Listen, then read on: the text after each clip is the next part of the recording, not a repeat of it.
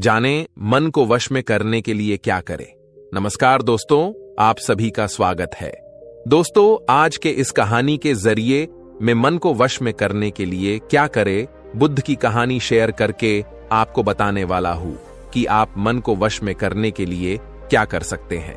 तो बिना समय को गंवाए चलिए जानते हैं कि हम सब मन को वश में करने के लिए क्या कर सकते हैं। अगर आप इस कहानी के पीछे के तर्क को समझ लें तो आपका दिमाग काबू में हो सकता है।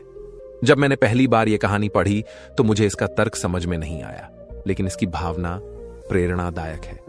एक बार महात्मा बुद्ध किसी नगर से गुजर रहे थे। बुद्ध की नजर एक कपड़ा व्यापारी पर पड़ी जो उदास और निराश दिख रहा था। बुद्ध उसके पास गए और पूछा, हे भक्त, तुम इतने दुखी क्यों हो? यदि आप मुझे अपनी चिंता के बारे में बताएं तो मैं आपकी मदद कर सकता हूं। कपड़ा व्यापारी ने बुद्ध को प्रणाम किया और उन्हें अंदर आमंत्रित किया। व्यापारी ने कहा कि जब से मेरी पत्नी की मृत्यु हुई है तब से मेरे छोटे बेटे की देखभाल के लिए घर पर कोई नहीं है, इसलिए मैं हमेशा उसे अपनी दुकान पर लाता हूं। लेकिन वह मेरी दुकान पर आने वाले हर ग्राहक की पगड़ी उतार देता है और कभी कभी उनका बैग उठाकर बाहर फेंक देता है। मैंने डांटा को बहुत समझाने की कोशिश की, लेकिन वह नहीं समझा। उसकी हरकतों से मेरे सभी ग्राहक अपमानित महसूस करते हैं और वापस चले जाते हैं। बुद्ध ने कहा, मैं तुम्हारी मदद कर सकता हूं, लेकिन तुम मुझसे वादा करो कि तुम मेरे किसी भी काम में हस्तक्षेप नहीं करोगे, नहीं कोई सवाल पूछोगे। व्यापारी बुद्ध से एक वादा करता है। अगले दिन बुद्ध पगड़ी पहनकर आए और ग्राहक की तरह बैठे। व्यापारी के बेटे ने आकर बुद्ध की पगड़ी उछाल दी। महात्मा बुद्ध मुस्कुराए और बोले, बहुत अच्छा, जाओ और वह पगड़ी वापस ले आओ। वह बच्चा दौड़कर पगड़ी ले आया और बुद्ध को दे दी। अगले दिन बुद्ध एक कुल्हाड़ी और लाठी लेकर आए। लड़के ने फिर पगड़ी उछाली। बुद्ध ने लड़के को एक कुल्हाड़ी और लकड़ी दी और कहा, जाओ इस लकड़ी को काटो। व्यापारी को थोड़ा डर था कि कहीं उसके बेटे को चोट न लग जाए, लेकिन उन्हें अपना वादा याद था। 7 दिनों तक महात्मा बुद्ध कोई न कोई नया काम लेकर आते और लड़के से करवाते। जल्द ही लड़का भूल गया कि उसे किसी की पगड़ी उछालनी है। व्यापारी बहुत खुश हुआ और बुद्ध को धन्यवाद दिया। मैं जानता हूं कि इस कहानी और मन के नियंत्रण के बीच कोई विशेष संबंध नहीं है, लेकिन पहले आप इस तर्क को समझ लें। यदि हम अपने मन को अपने अनुसार कार्य नहीं कराएंगे तो मन अपने अनुसार कार्य करेगा। यदि हम मन को अपनी इच्छानुसार नियंत्रित कर लें तो मन को नियंत्रित किया जा सकता है। मन 2 तरह से काम कर सकता है। पहला, मन अपनी इच्छानुसार काम कर सकता है, या दूसरा, हम मन से अपनी इच्छानुसार काम करा सकते हैं। बुद्ध से मिलने से पहले लड़के का मन और मस्तिष्क अनियंत्रित रूप से उसकी इच्छा के अनुसार काम कर रहा था, लेकिन बुद्ध ने लड़के से अपनी इच्छा के अनुसार काम कराया, जिससे उसकी आदतें बदल गईं। भगवान बुद्ध ने कहा है कि जिसने अपने मन को वश में कर लिया है उसकी जीत को देवता भी हार में नहीं बदल सकते। अर्थात मन को वश में करने का नाम ही आत्मसंयम है, जिसका अर्थ है अपने आप को वश में करना, अर्थात मन, वचन और कर्म पर अधिकार प्राप्त करना, ताकि शरीर से कोई अशुभ कार्य न होने पाए, जिससे कोई अपशब्द न निकले और मन में कभी अशुभ विचार न उठने पाए। यदि मनुष्य अपनी इंद्रियों का प्रयोग उचित ढंग से करता है तो ही वह मनुष्य कहलाने का अधिकार रखता है। यदि उसका अपने मन पर अधिकार नहीं है, उचित और अनुचित का ज्ञान नहीं है, तो वह मनुष्य के पद से गिरकर अन्य योनियों में गिने जाने योग्य हो सकता है। एक कथन है कि हम जैसा सोचते हैं वैसा ही बन जाते हैं। वास्तव में यह विचार नहीं, अपितु विचारों का संसार है। हमारी सोच और विचारों का प्रभाव हमारे मन पर गहरा असर छोड़ डालता है। मनुष्य के मन में विचार ही बार बार उभर कर आते हैं, जो मनुष्य को दिशा देने का काम करते हैं। विचार ही मस्तिष्क को गति प्रदान करते हैं और गलत विचार क्रोध की ओर जाने को विवश करते हैं। यह हमारी भूल है कि हम सोचते हैं कि वचनों की कोई शक्ति नहीं है। संसार में जो भी हुआ, जो भी हो रहा है और जो भी होगा, सब हमारे कर्म के प्रभाव से हुआ है और जो हो सकता है।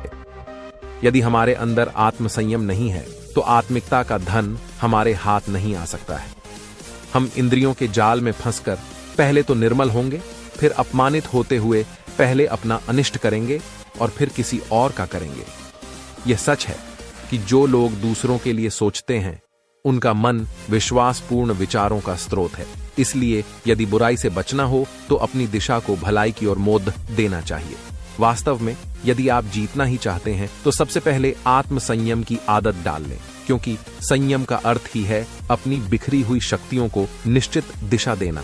मान लीजिए जिस कार्य को नहीं करना है और जब उसे ही करने के लिए मन आकर्षित करता है तो आप उसे प्रयास पूर्वक रोकने के लिए मन बना लें। उसे ही आत्म संयम कहते हैं। संयम का अर्थ है जब आकृति आकर्षणों की ओर जाने के लिए हमारा मन सहज रूप से रुक जाए।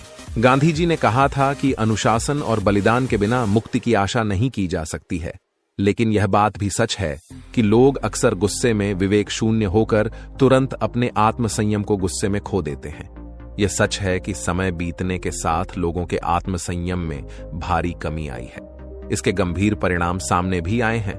इसीलिए आत्म संयम की उपयोगिता को किसी भी हाल में कम नहीं आंका जा सकता है। लेकिन यह भी सच है कि शुरुआत में आत्म संयम का मार्ग थोड़ा कठिन लगता है। अर्थात मन को वश में करने का नाम ही आत्म संयम है। मनुष्य को मिली हुई शक्तियों को निश्चित दिशा देना संयम कहलाता है। किसी के मन को वश में कैसे करें? भटकते हुए मन को वश में करने का सबसे अच्छा और फायदेमंद तरीका है इसे प्रभु चरणों में लगाना।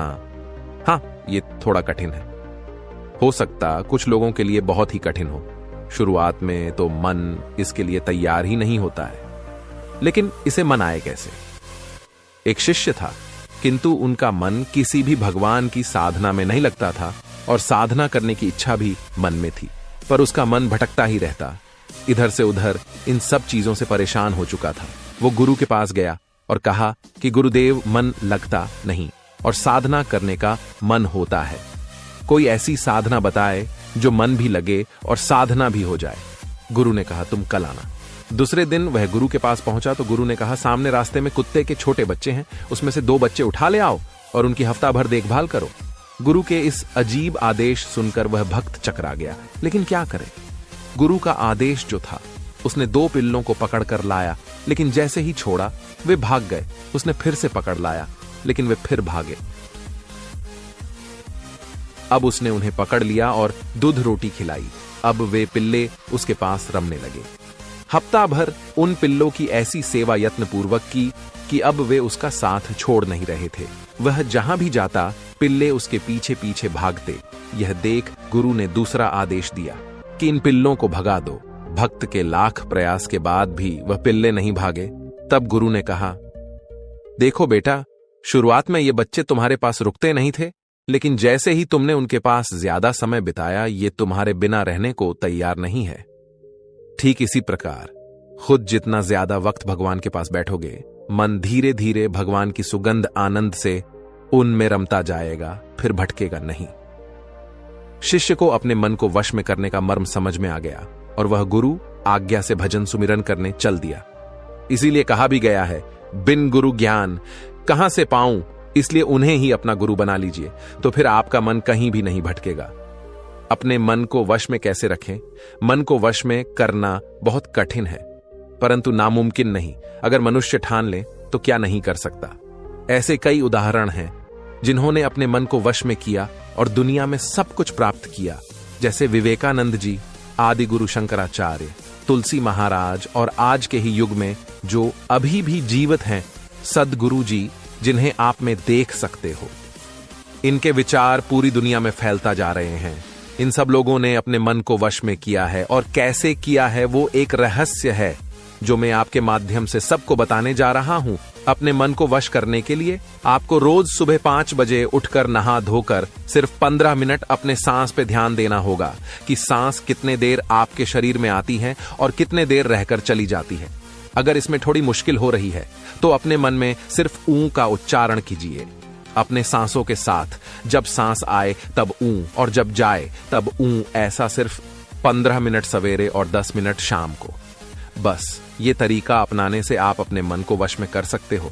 और सबसे जरूरी बात जो क्रिया में आपको करने के लिए कह रहा हूं, आपका मन आपको करने ही नहीं देगा। ये आपको हर समय किसी न किसी चीज में फंसा देगा और आपका दिन खराब कर देगा, और आपको पता भी नहीं चलेगा, और कब दिन से महीने और महीने से साल, और ऐसे ही आपका वक्त खराब होता जाएगा।